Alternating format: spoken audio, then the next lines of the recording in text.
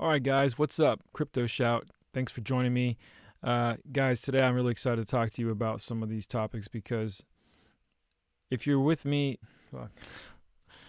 if you've been in the crypto space for long enough, you understand just how ridiculously frustrating it has been to endure the fear and the uncertainty and the doubt and the lies and the FUD, they call it, and just the general flack the Bitcoin and crypto community has received over the last several years. And man, it's just, to give you an example of that, let me just pull up a website that I should have pulled up before I even started because it's perfect. I think I mentioned it briefly in another video, but it's called Bitcoin Obituaries. Yeah, it's from 99 Bitcoins. Bitcoin Obituaries. And look, if you look at this, it's just hilarious how you see through these articles. Look, this is 3 months, 6 months, year to date, right? So just over the last year, look at how many times Bitcoin has died. Bloomberg saying, I personally think that Bitcoin is worthless. Speculative, nothing more than a speculative asset. Why Bitcoin is a scam. So like there's all of these, and a lot of these are really big articles as well. It's really interesting to see some of these, like MSN, the harsh truth about crypto, back in just a couple months ago in May, it looks like. So look, I mean, if you really scroll out, you can see through the course of since 2012, why Bitcoin will fail has just that the message of why Bitcoin will fail and Bitcoin is dying has gone on and on. Look at this, Forbes in 2011. So that's the end of Bitcoin then, back when Bitcoin was $15.15. So you can see what I'm saying. I mean, look, this is the type of fear, why Bitcoin is fool's gold. I mean, just on and on and on. All the fear, all the doubt, all the uncertainty, all the reasons why you shouldn't buy Bitcoin over the last several years just seems to be reiterated over and over again. So for those of us who have had faith in the value of Bitcoin for a long time and have continued to be invested in it both financially and with your research time and your focus and with your hopes, you're invested in it in many ways through the years. It's always painful and annoying to watch all of these fear pieces, these hit pieces come out on mainstream media.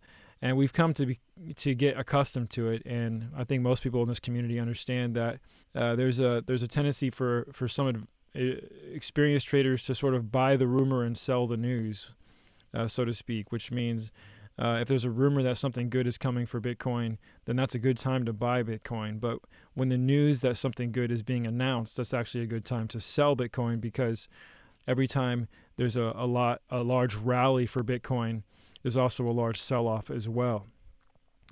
Just people taking their profits and things like that.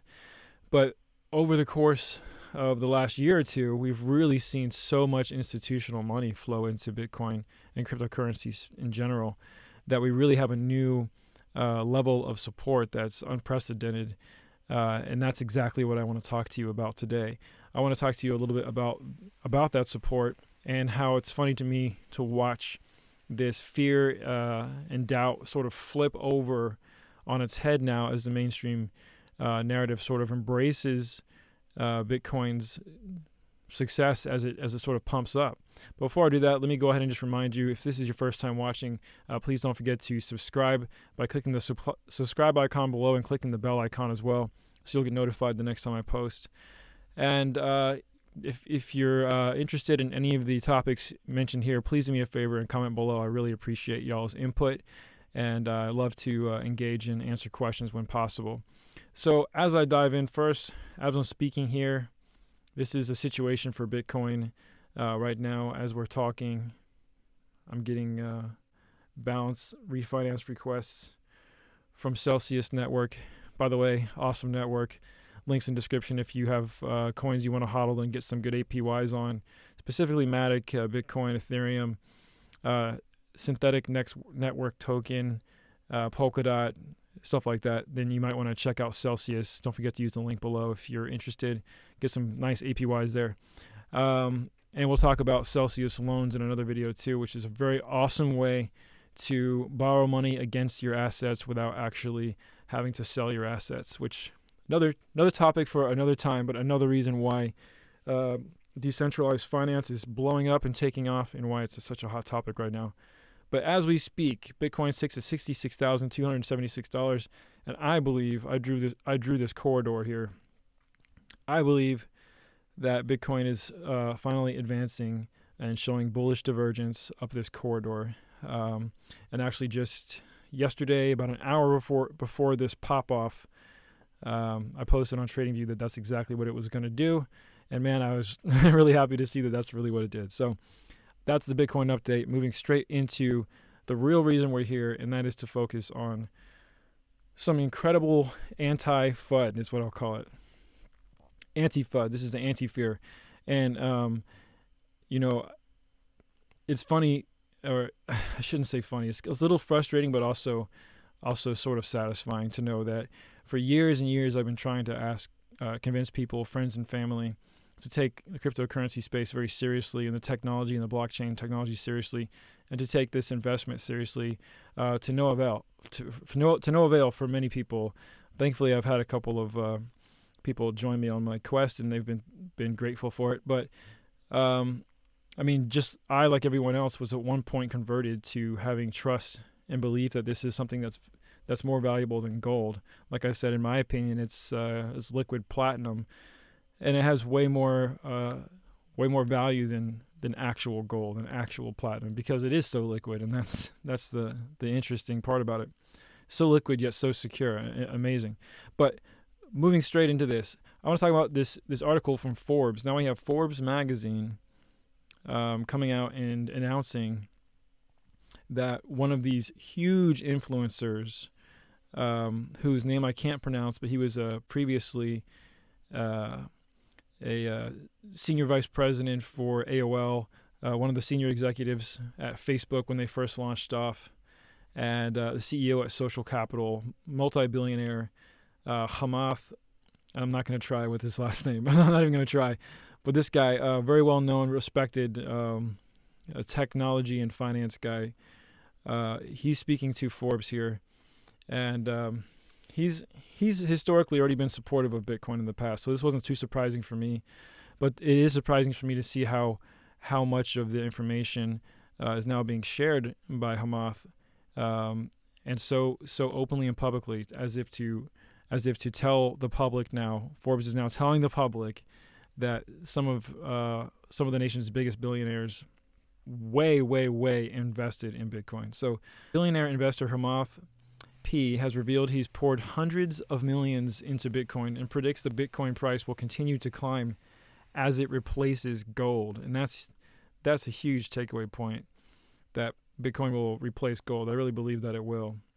It's very hard for me sitting here to give you a Bitcoin price prediction, he said, who founded the venture capital company Social Capital in 2011 and has recently become known as the SPAC King for his support of the alternative investment vehicles. He told CNBC this week, but I can pretty confidently say that Bitcoin, I think, has effectively replaced gold. I agree, and it will continue to do so. And so that market cap is just going to grow. Exactly. We'll talk about the market cap a little more too in a second. It says, while he likes other cryptocurrencies, including Solana, he said his crypto holdings are mostly limited to Bitcoin. But when this guy says mostly limited to Bitcoin, you'll see what he means by like a little. His understanding of like what's a little bit and what's a lot is a little bit different than yours, as we'll see here. But he said, I haven't put a lot of money outside of Bitcoin, obviously. He said, tens of millions, hundreds of millions, like small capital right now. Yeah, exactly. It could get very big, though, as he's saying. But irrespective of what I do, I will say is all we need to pay attention to it, because I think the implications are enormous. I don't know why I can't read that right now, but the implications are enormous. Of course, previously he predicted that Bitcoin would climb as high as 200,000 per Bitcoin one day. That would give Bitcoin a market cap of 4 trillion. I think that's easy stuff. I think we're going 10 trillion. I think we're going to $1 million Bitcoin eventually. But I don't know how long it will take to get there, but I think that's where we're going. So anyway, Bitcoin, which was at this time trading at just $10,000, says Forbes, has soared over the last year, adding over 300% and causing the wider crypto market to explode in value. The Bitcoin price has risen as investors increasingly name Bitcoin as a hedge against inflation and predict it will serve as a digital alternative to gold. Exactly. And that is the real point that I wanted to make, is Bitcoin is the ultimate hedge against inflation and the ultimate alternative to gold. In fact, it's not even. I think alternative to gold is a very vague way of even putting it. I think it's true. It is an alternative to gold, but I think it's much more than just an alternative to gold. I think that's just the initial value that was served in Bitcoin's creation. But I think it obviously is proving to be so much more than that. It's also decentralized finance. It's also social entrepreneurship. It's also privacy. It's also customization. It's so much more than just a replacement for a store of value. And so that's why Bitcoin always has been and will continue to be the most valuable digital asset in the world, and it's just going to continue to climb. And this is bringing me perfectly to my next article I wanted to share with you. Forbes also saying that trillions of dollars, Bitcoin braced for a massive earthquake as the price of Ethereum, Binance's BNB, Solana, and Cardano and XRP soar. So I'm not going to read this whole article to you. I'll leave the links for you in the description box if you guys want to come back and do that. But it basically is quoting Michael Saylor, who many of you in this community should already be familiar with. Michael Saylor. He's the CEO of MicroStrategy, a huge, I got a fly in my face, a huge investment company, very well known, worth billions of dollars. I think their market cap right now is $8 billion. And interestingly, 7 of the 8 billion is actually in Bitcoin. And so one of the reasons he became so well known, Michael Saylor, last year, is because he used his company, MicroStrategy, as a vehicle to purchase a ton of Bitcoin, which the article talks about. So now Michael Saylor, a bullish Bitcoin buyer, has predicted trillions of dollars will flow into Bitcoin once the U.S. regulator approves a fully fledged Bitcoin ETF, helping Bitcoin to replace gold and become the primary asset index for the Western world. So Michael Saylor says, in order for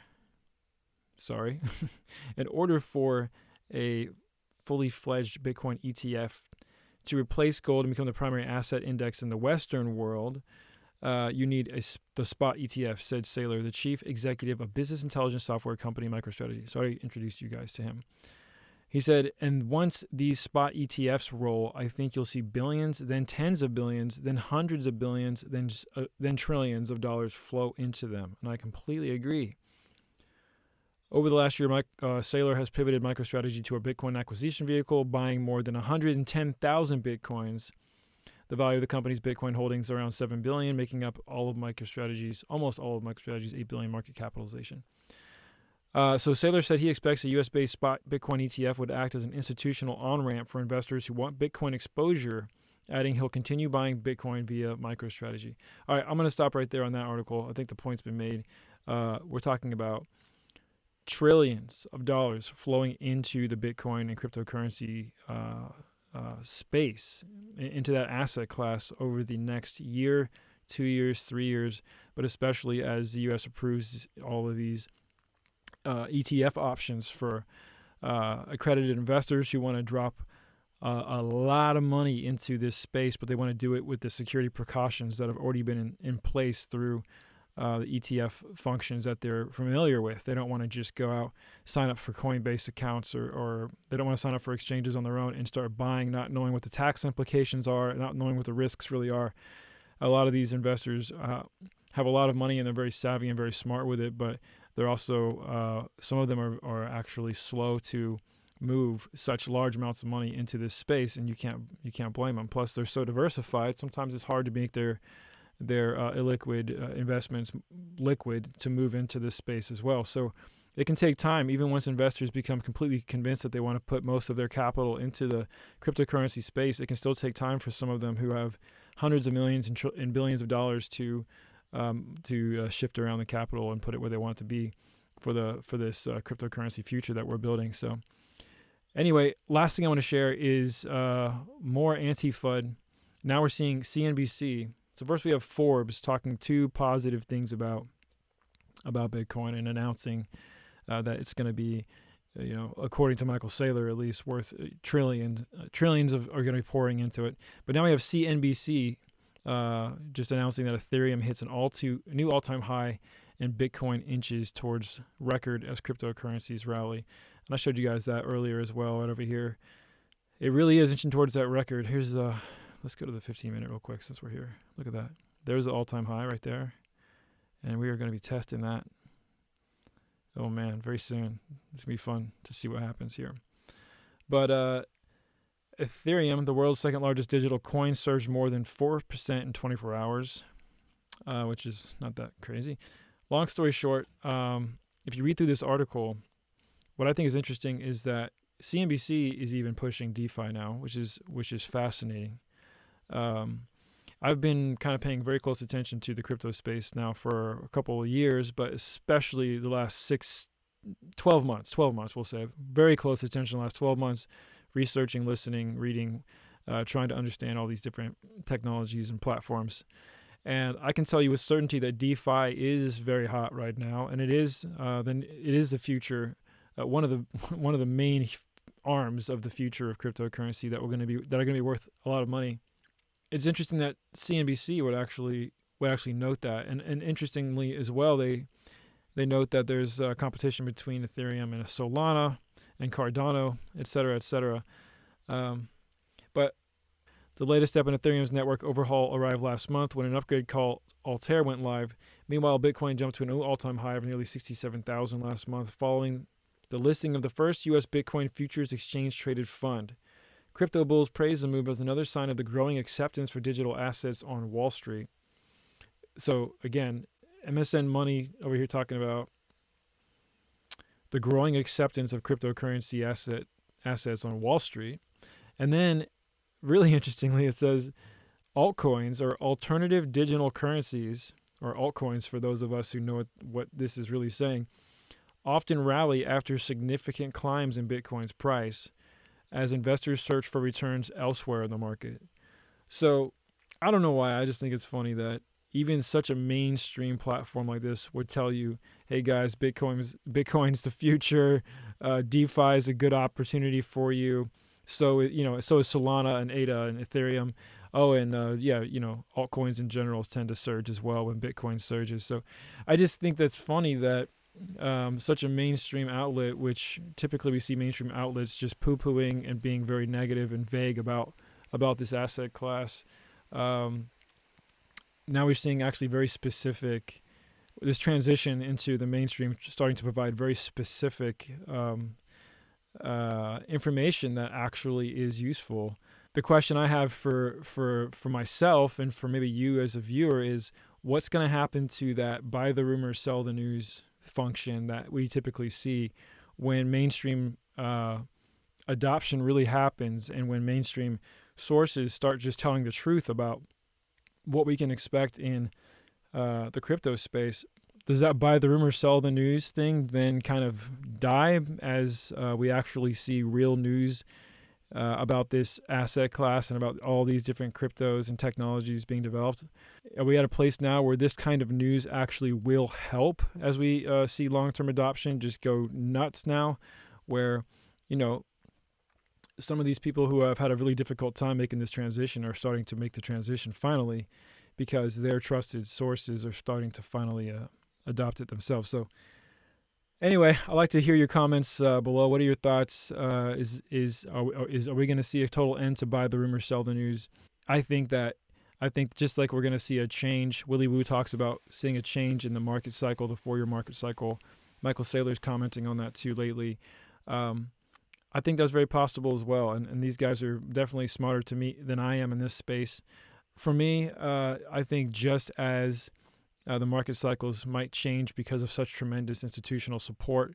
I think that we could also see a change in institutional support on the news side as well, and we could see how that might also lead to a different impact on the way the news reports the rises and falls of cryptocurrency and Bitcoin in general.